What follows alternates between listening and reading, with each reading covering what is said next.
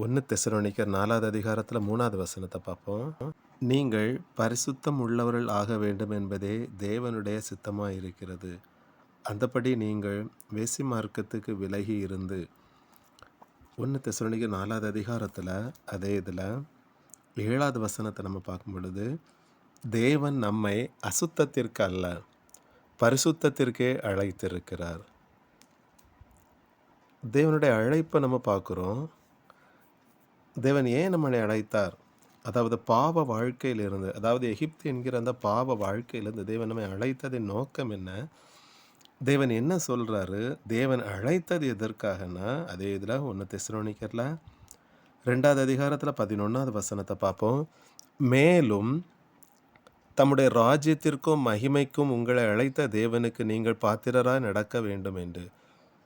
தேவன் நம்மை அழைத்தது அவருடைய ராஜ்யத்திற்கென்று தேவன் நம்மை அழைத்திருக்கிறார். பாவ வாழ்க்கையிலிருந்து ஒரு பரிசுத்த வாழ்க்கைக்கு தேவன் நம்மை அழைத்திருக்கிறார். அந்த தேவன் சொல்லக்கூடிய வார்த்தை என்னென்னா, நம்மளை பரிசுத்தத்திற்கு என்று அழைத்த, தம்முடைய ராஜ்யத்திற்கு என்று அழைத்த தேவன் நம்மளுக்கு சொல்லக்கூடிய பரிசுத்தம் உள்ளவர்களாக வேண்டும் என்பதே தேவனுடைய சித்தமாக இருக்கிறது.